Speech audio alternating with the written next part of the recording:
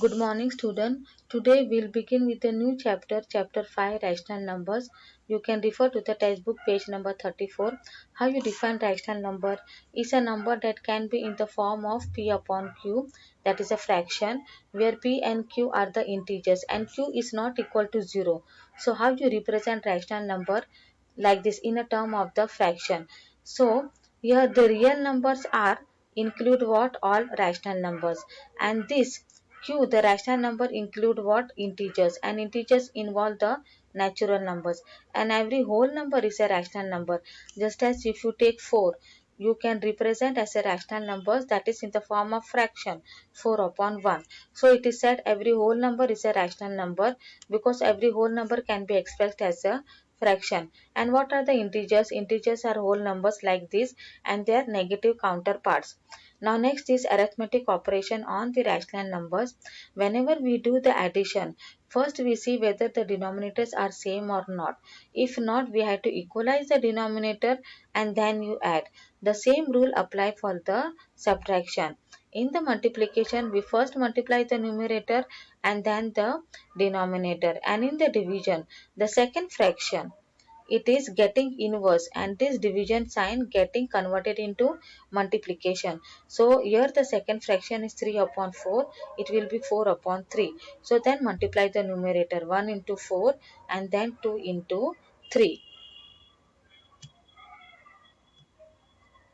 Now we'll solve the sum. Now see, in the first sum the denominator is not the same. You have to equalize the denominator. So find the LCM.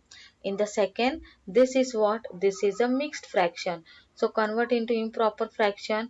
1 into 3, then plus 2. So that is 5 upon 3. Then 2 5 is a 10. 10 plus 4, 14 upon 5.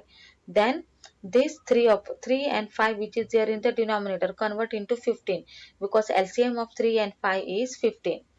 This 17 and 19, these are the prime numbers. So what will be the LCM? So that we have to multiply it. 17 multiplied by 19, just as we did here.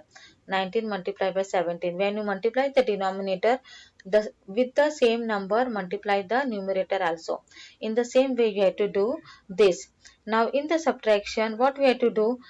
Same rule it is there, but instead of the here the addition, what will come? The subtraction. So for the first case 49 minus 33, in the second case 130 minus 18. Now one more thing you have to find out in the subtraction, you have to remember that which number is greater, just as in this case what is come as 5 upon 3 minus 23 upon 6. Now this is a prime number. Okay, this is a composite number. So in the table of 3, 6 is coming. So convert only first fraction into the 6. So that is the denominator. So 3 multiplied by 2. So multiply the numerator also by the 2. Now in this 10 upon 6 minus 23 upon 6. Which one is bigger? The bigger it is 23 and it is having the minus sign. So the answer will be minus 13 upon 6. Here it is 27 is bigger, it is having the plus sign. The rule it is the same. Now next it is about the multiplying. Just as I said, you have to multiply the numerator, then multiply the denominator here. Now in this case, in some case you can do the cancellation also. Just as here 12 upon 5 into 4 upon 15. So this 12 upon 5 and into 4 upon 15. So what you do it is, here 3 4s are 12 comes, correct, and then 3 5s are 15 comes, correct, no? So then 4 into 4, then upon here it is the denominator 5 into 5. In the similar way for the next sum it is 4 1s are 4, 4 2s are 8. So this I have done the cancellation, and 3 1s are 3 and then 3 3s are 9. You can shift the 4 here denominator and 9 you can shift below 3, no problem. Remember that minus sign it is there, so in the answer minus sign you have to write. Now any number if it is multiplied by the 0 it will be 0 only. So if in the numerator it is 0, so that full fraction it is 0. Next it is a multiplicative inverse, means you have to inverse it. If 2 upon 5 it will be 5 upon 2. Remember that the product of multiplicative inverse is 1. So if it is minus 3 upon 8 it will be minus 8 upon 3. You have to specify minus sign if in the question minus sign it is there for multiplicative inverse.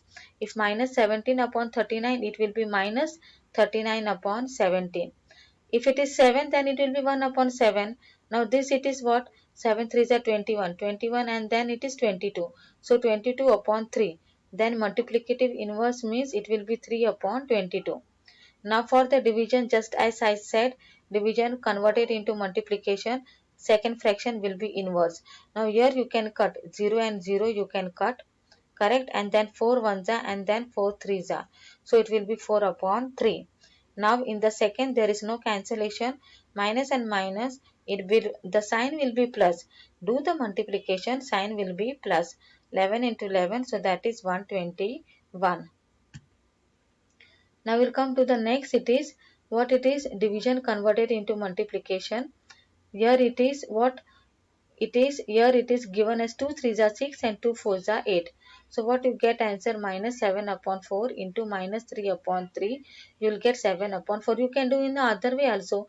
3 1s are 3 and here you do 3 2s are 6. Then 2 and 8. So that is 2 4s are 8. Ultimately only this answer will come. Now this it is divided by minus 4, so it will be minus 1 upon 4. So 2 1s are 2 and 2 2s are 4. Then it will be what, answer 1 upon 3 into minus 1 upon 2. So multiply the numerator and then the denominator. In the same way this also and the remaining also. Now this it is which is asked in the book, which is in page number 35. Okay, so I written here the question. So natural numbers, it addition. Subtraction not possible because natural number doesn't contain the minus sign. So that is wrong, it will come. Multiplication it is there. Division also cannot be there because if fraction comes, so natural number does not include any fraction. Integers it is there. Integer it is not a fraction. So here it is cross. Rational numbers everything will come right. So you have to write this table in your notebook.